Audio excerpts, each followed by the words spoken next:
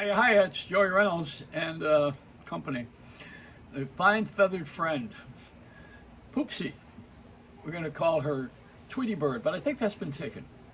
Yeah, what's up, folks? What I thought Putty Tat. Love those Mel Blanc voices. They were great. Cartoons, Warner Brothers. We don't have them anymore, so I think a lot of people watching this don't understand what I'm talking about. They don't know who all of these characters are. You know, like Yosemite Sam and the Road Runner. These are cartoons. We used to see these in movie theaters. They would run a movie cartoon and the feature film.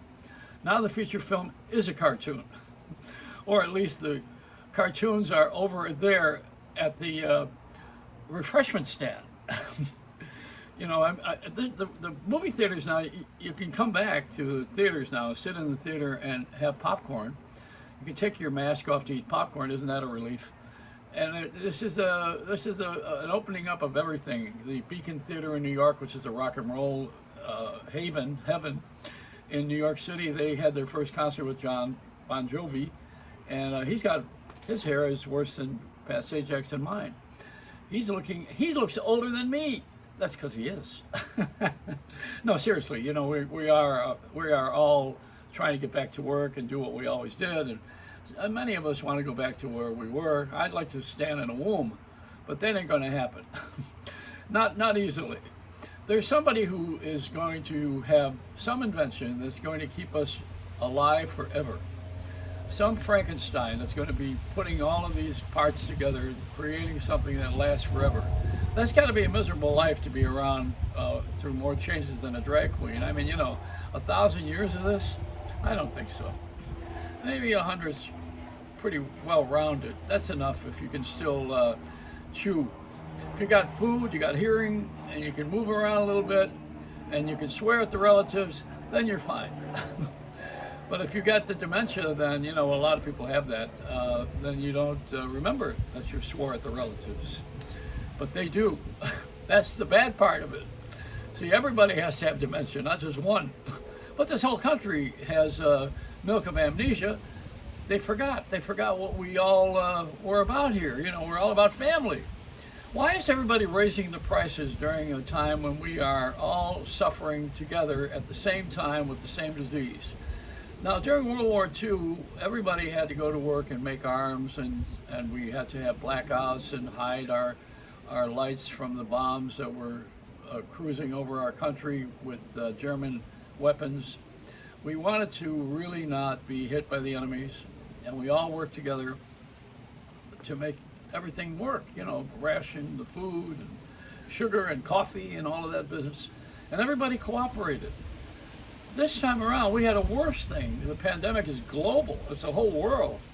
And you don't know when it's going to strike or who is going to get it, and it's caused a lot of casualties. I don't know that one is better or worse than the other, but both have been tragic in our history.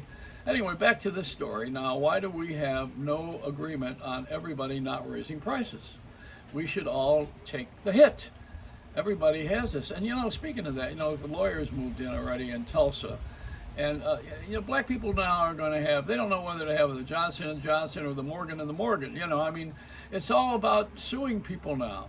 And the Indians are going to want something. Well, they already got the casinos. I think if that's some sort of retribution, I don't take it that way. But, I'm looking for a payback, too, for all the damage that I've had done to me. Brain damage from having Howard Cosell in one ear and Larry King in the other when I started in radio. So this is a society that likes to sue. We want to sue. We want to make money that we didn't earn. I did not earn this money from an accident, but I'll tell you, if I had an accident and I was going to get paid something, why would I want to get half of it to the guy that didn't suffer?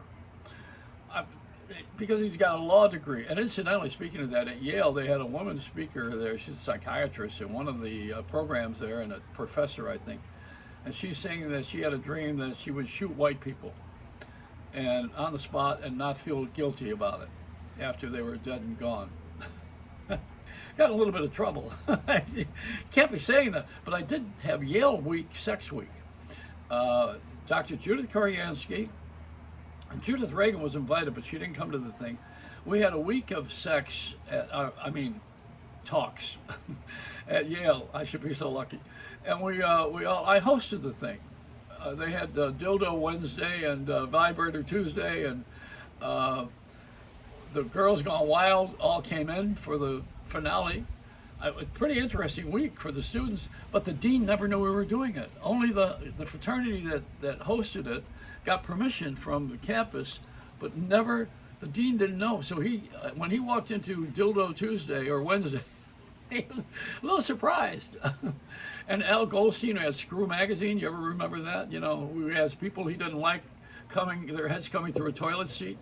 He published that in Screw Magazine. And if he didn't like somebody at Giuliani, there had Giuliani's head coming through a toilet seat. You know, I mean, we've been very cruel. No lawyers showed up. There were no lawyers for that. They didn't see the value of it. But you know, if these guys are scrounging around for business.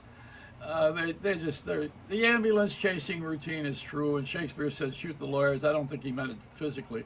But you know, this is the way they are. They're looking around for work, and they're prestigious. You know, they don't look like they're out of work. They have suits and ties, and they talk the game, and they have the courtroom, which is the theater of elegance. And you present your client and your case, even though the guy's a complete scumbag. But you know, it's not about who's right or wrong or who's good or bad. It's about who's winning and losing.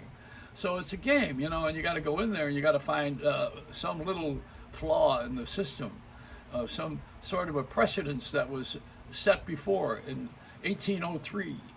We got to follow this. That's what lawyers do. You know, they spend the whole day. I had a lawyer work on something for me, and I had to fire the guy because he was a guy working for me and suing me. You can't do two things at once, you know. You can't handle the other guy and me. This is the way it goes. So we're so screwed up. It's a Reynolds Wrap.